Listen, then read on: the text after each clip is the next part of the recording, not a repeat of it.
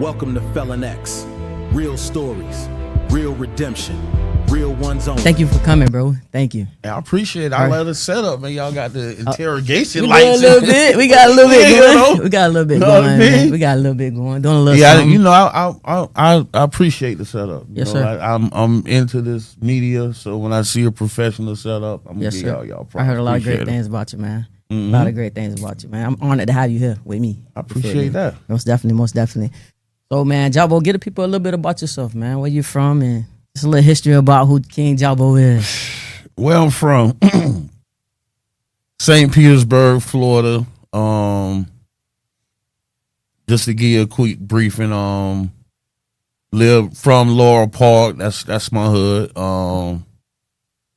Left Laurel Park, I think around the age of 8 years old, and left St. Pete and moved to Compton, California. Oh, So, okay. I lived in Compton. I lived in L.A. for about 11 years. Moved For back to sure. St. Pete after I went to high school and everything in L.A. Okay. So I'm from St. Pete, but I didn't go to high school with Okay. nobody in St. Pete.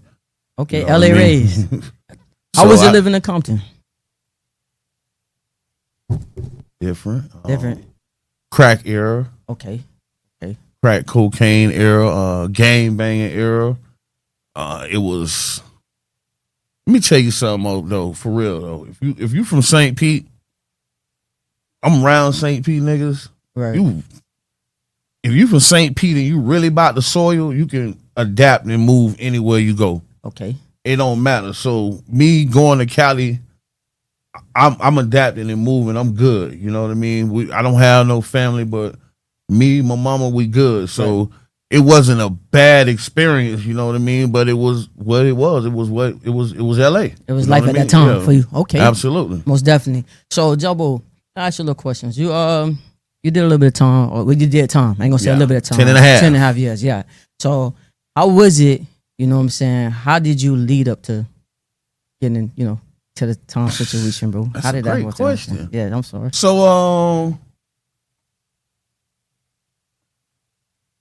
quick graduation. Okay. Moved back from L.A. in '95. Okay. 2001, I was indicted by the feds. I've always been very smart at what I'm doing. When I went to the feds, my homeboys that showed me how to sell dope was working for me. Right. You know what I mean? It was You just a graduated real quick. I graduated real quick. Yeah. 22, 23 years old. They came and snatched us off the street. Plus, what a lot of people don't know is the feds have been targeting people in the music industry in St. Pete Right. for a very long time. This way before YSL. Right. Excuse me, hit the mic. But they indicted us with ex-con. They indicted Luciano. Big Bo. When you know what I mean. Rod was lucky because Yeah. Rod didn't really hit the streets like that. Right. But he was lucky. So that's something that you really, people don't really look at that. But they've been keeping their prisons full with young men out of St. Pete by following our trails in the music industry. Wow. So you feel like they just automatically had a thing for people way before people were seeing this on TV and seeing those big guys get messed up in the music. They was already doing it here in St. Petersburg, Florida. They've been doing it here, man. This was 2000, 2001. Way They back. was doing indictments on record labels. Dang. Our indictment was named after my album. Oh, so Project you was X. into music as well? Yeah. Okay. We was with ex-con. We was doing music. We was doing promotions. We were this close to signing a deal with Sony. Dang, that's crazy. So did you get hit in the middle of your prime, or was this something that came about like trying to juggle both? Definitely in the prime. The feds told us that if they'd gave us a little bit more time, they wouldn't have been able to touch us because of what we were doing in the music industry. Right. I hadn't really connected St. Pete with L.A. So if you go back and listen to the ex-con album, all they beats is West Coast beats. Right. So right. we was transitioning to something completely different. Right. And then it wasn't even St. Pete. You had Tampa. Like, people don't even realize, like, Tampa really kind of started the dancing in the song music. The whole era of dancing. whole era. Right. It was when JD came and got Kaya. Then they started leaning with it, pop with it. Man, Tampa been doing that. Right. You Most know what definitely. I mean? So the music industry in this area was crazy. I tell my kids all the time, we used to go to clubs. You didn't even have to be an artist there. It might be 3,000 people in the club. You know what I Just mean? lit. Like, it was just a lit time back then. Different Yeah, it times. was Different times. Yeah. So do you think a lot of people in the music industry then was using their music to move drugs, or was it just people was trying to juggle two We was lifestyles and having funding our dreams with drug money. man. okay, funding your dreams with drug We money, was trying to get out funding the hood our- with. We was hustling and we was doing music. You know what I mean? Most And it definitely. was just- it can't say you wasn't doing the bad. We was doing both. You know Right. what I mean? One foot in, one foot out ain't gonna never work. Right. So when did you find yourself, like, when you found yourself, let's say you go through your courts, you go through all of that, they sentence you to 10 years, right? 17 and a half. 17 and a half years, but you did 10. Mm-hmm. Okay. When you get sentenced to your bid, what's going through your mind at the time? At that time? It's three things I want to say about that. For one, when they arrested us, it was a real big case here in St. Petersburg. It was a federal case. It was 29 people from St. Pete, 36 That's a big people, case. 6 people from other places. That's so a it big was case. 36 people on the case. My community members, the Up With Hope, Down With Dope, our elders was in the court on our arraignment. Right. So I'm sitting in there on arraignment, I'm looking at my elders, just, you know what I mean? Right. But when we getting sentenced, when they told me I got 17 and a half years, and it's technically my first felony, I don't see none of my elders in the courtroom. Right. They didn't see when they gave us collectively over 600 years. Right. All together. Yeah, altogether they gave us collectively over 600 years. Y'all wasn't there to witness that. Right. You know, the second part I can say in my sentencing was the disappointment to my family, man. Me turning around and watching my daughter trying to count these 210 months on her finger. Right. Like, this was crazy to me, man. This was something I had nightmares about. Like, Correct. my baby was trying to figure out, like, How long you gonna what be the gone? heck going on? Right. Smart young lady, you know Yeah, what I mean? right. You But can't just tell her you said anything. 210 months, she back there on her finger. So, you know what I mean? That was crazy. And the third thing I think, you know, when I got sentenced was, I mean, I ain't gonna say I was at peace, but I know what I had to deal with because I didn't know I was coming home in 10 years. Right. Only reason I came home is because of the crack laws. The crack laws And changed. I didn't have the backgrounds in my felony to hinder me like the other people Right. that were career criminals. Right. So it was like I'm filing a motion for my crack law, and they just boom, they busting me off because Right. they can't deny me. They can't deny you because you know ain't what I never been in mean? no trouble yeah, before. like if you Google my first, middle, last name right now, You're right. my crack law motion comes up on Google. That's big. On Google. That's big. You wrote for that yourself, or you have somebody I help you? filed that motion, but what is that? Right. This is a hindrance for me getting a job. Right. Because when Chick-fil-A, when I'm trying to get in there for the management, when they Google my first, middle, and last name, They what's see the going to come first up? This thing. crack law motion. Yeah. Right. Right. The first thing come up is Anthony Williams versus the United States of America. Right. I get that, man. So you go to prison for 10 years, sentence, you pass all of that. And how did that change your relationship with your daughter, you know, knowing that her dad going for this amount of time and now you in there? How did that change your relationship? 2 daughters. So I You got have 2 two daughters, daughters. okay. So I like your question for real. That's a great question because I think dudes take going to prison as a cop out. Right. I hustled in prison. Right. It ain't none of my babies ever asked me for that they didn't get I like from that. behind that wall. I like that. There was no excuse. There wasn't no excuse then. Right. Oh, I need $80 because I gotta pay to get the saxophone for band. I gotta pay. That money getting sent. It Right. ain't no excuses even then. Right. Christmas, holidays, whatever they want. My relationship, even in prison, I did my bit a little bit different. Right. Because I'm the type of dude I don't really have I ain't gonna use my brain length on lying to women, so I did my bid with my daughters. Right. So I'm calling them. How y'all doing? Right. What's going on in school? My relationship was mostly with them doing my whole bid. So that was smart for me because I wasn't the one to come home and they didn't know me. They didn't know you. You know what I mean? I gave them game when they was 11, 12. They now they can talk to me about stuff they can't talk to their mama about. Right. Because I can't get to them. Right. So they can be actually more blunt with me, even though I'm pissed off. They being very blunt with me. I feel like that's a good thing though, because you installed in your daughters that not only you their father, but not to be afraid to tell you something. Because we got some kids in the world that feel like they can't talk to their parents about anything. Even in your absence, you still had that relationship with your daughters for them to be able to tell you anything. So you really wasn't missing out. You know what I'm saying? Missing out on spending time with them, but you still was present in it. You know what I'm saying? Absolutely. I like that. I was like very that. present, man. Yeah, shout out to the real fathers. Yeah, for real. Yeah, shout out to the real fathers who make it happen. Most definitely. So how was doing federal time though in itself? How was doing federal time? Because I was a state baby, and I keep hearing, man, feds where it's at. That's what they told me, man. Not that anybody want to do time, but I'm just saying if you had to do time. I'm gonna agree. Okay. But you gonna have to be willing to travel. My first 5.5 years is in Fort Dix, New Jersey. Ain't nobody coming to see you. Yeah. You know what I mean? Yeah. Like, so, which was the best thing for me? Right. So I did 5.5 years in New Jersey, 3 in Miami, 2 in South Carolina. So you moving all around the earth. Yeah, I can't even imagine that, man. I thought it was someone they kicked my butt just to take me in the panhandle. I couldn't imagine nobody telling me I was going to another state, man. Especially being that my family wouldn't be able to come there.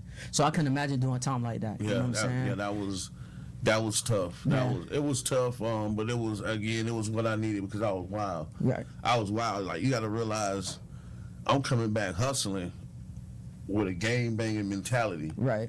So we wilding, like literally on our case. When they arrested us, when they kicked my homeboy mama house in and got our gun safe, we had 31 handguns, 16 assault rifles. Y'all was the army. we was. Yeah, but y'all was really that shit.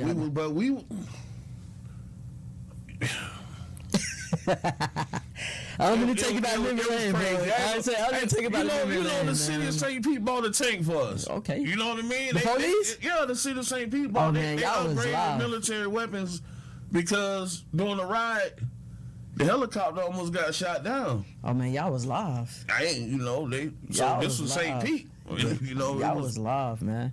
So, hey Jabbo, man, I want you to tell them, when did your change start? You go to prison, you do your time, did it start in there or did it start when you come home? My change started right there when I see my daughter count on her fingers. That. First thing I realized is, okay, what we doing here? Right. Oh, we over here playing spades, they over here playing dominoes. Don't nobody pay for those skill sets. Right. So I always educated myself, even in prison. Right. If you was there, you know, but I tell it to you right now. People don't know. I sued the feds while I was in the feds and won the lawsuit. What? And I filed the lawsuit. What? Tell me about that. I litigated the whole lawsuit. What? And got a settlement into my account, put my money in my commissary. So you took care of yourself while you was up there. You're a bad man. Man, I hustled too. Like I didn't get my lawsuit till I was almost done with my bid. Right. I was leaving Miami. I got my settlement. I would have got more. It was an actual injury. I was in Fort Dix. They have what they call Unicor and slave labor. Here we go. Unicor is where we sew the uniforms for the armed forces. Right. Right. So I can sew. Right. I can sew a uniform. I can close inseams, all of that, bro. This is what we in here rocking. Right. For 41 cents an hour. It's plenty like That's that. high scale. Boy, you up there if you at 41 cents. We rocking. Opening a shirt, clean a mistake. I stabbed myself with a seam ripper. I don't know if you ever seen a seam ripper. Yeah, that's what it be cut. Yeah. So I tell them, hey, the seam ripper, I think it broke off of my thumb. Right. You don't know what you're talking about. I go to medical. Look, man, I'm telling you, It's in the there. thing in there. Yeah. They stitch it. It's in there. They sewed it up in there. It's in there.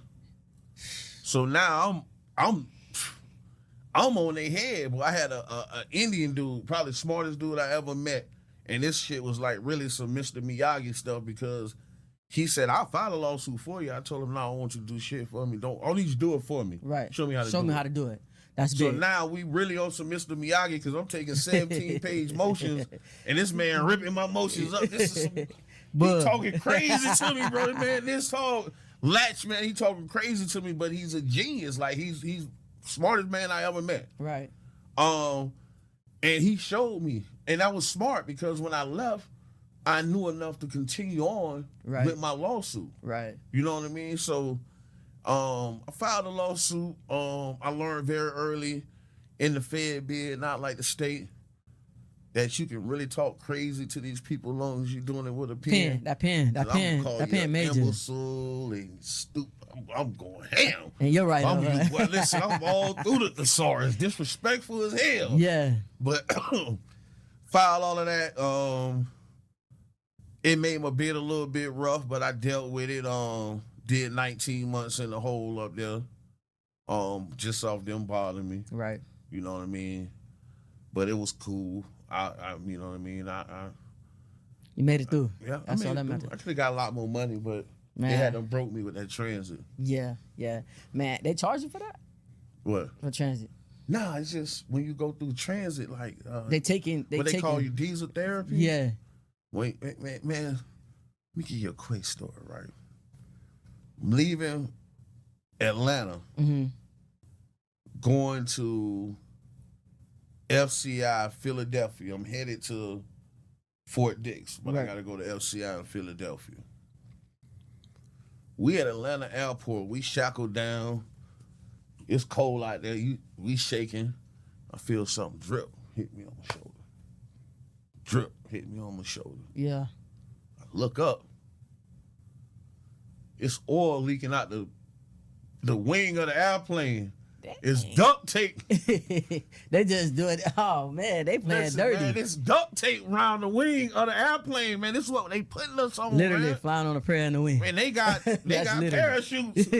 We on here shackled up. It's 100-some inmates they transport, man. There's duct tape and oil leaking out the wing of the airplane, man.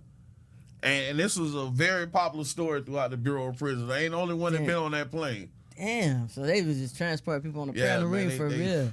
So, before we wrap this thing up, Jabo, man, I thank you for coming, man. I loved it having you, bro. I can't wait till we sit down and have another full interview. Before we get up out of here, man, what advice do you have for someone either coming from prison or on their way to prison? What can you tell them? Coming from prison, because I do a lot of work with re-entering citizens, I actually do entrepreneurship classes with re-entering citizens. I sit back and wait on reality to set in. Right. Because ain't nobody, it's the camera right here, right? Right there, man. Ain't nobody gonna come with no duffel bag. This ain't no damn movie. Nobody gonna bust open a duffel bag and say, here you go, dog. We've been waiting on you to come home. Right. That shit is not gonna happen. Right. So when the reality set in, that's when I'm gonna know if you gonna be ready for dealing with life. Right. Because when you come home from prison, your struggle is gonna be to get back to being the head of your household. Most definitely. So you gonna have to bite the bullet because your lady might make more than you. Yeah. You gonna go through a lot of emotions, bro. Right. A lot of emotions, but your main goal is do what you can do to get back to being the head of your household. Going to prison, educate yourself. Most definitely.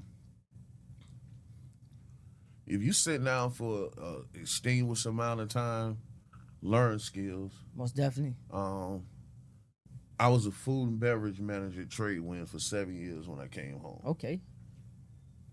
When I filled out this application, I put every skill that I have for prison on this application. Most definitely. Floor care. Most definitely. My food and beverage, and I had a pest control certification. Big ups. When I tell you I was a food and beverage manager, I'm managing 20 people at Trade Winds. Right. I'm high ranking. Right. Man, I was out of prison maybe like 2-3 years when I got this job. That's big. Everything I put on the application, I put on there. What's the name of the business? FCI. Right. It's That's why I funny learned that. That's why I learned It's funny that. because it's Federal Corrections Institute. Right. And I ain't lie about it. And I ain't had to lie about Most it, definitely, man. man. That's crazy. Hey, man, we're going to get up out of here. Thank you for tuning in to Felons. We'll be right back with y'all, man. Love, peace, Jabo, man. Thank you for coming out, man. Big ups to you. Tell the people how they can find you, man. What's your business, man? Oh, man. Right now, St. Pete Source, stpetesource.com. Right now, I'm running everything through St. Pete Source. And we got a lot of things coming new. I just started my nonprofit, and my nonprofit is called the Business Clinic. Yes, sir. And we finna really I want to give resources. Right. Like, did Charles tell you about? Yeah, he told me a little bit about that. He wanted me to say, situation? he didn't want to give me all the sauce, but he told me. Resource. This was something that he needed to do and I needed to do, and somebody need to actually tell him. Right. You know what I mean? Right. And it worked out perfectly. Right.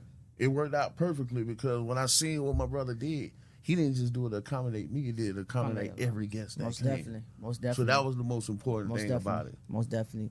Well, man, we get back with y'all, man. Thank you for tuning in to Felons. I'm your host, Keezy. This King Jabo, man. It's all love.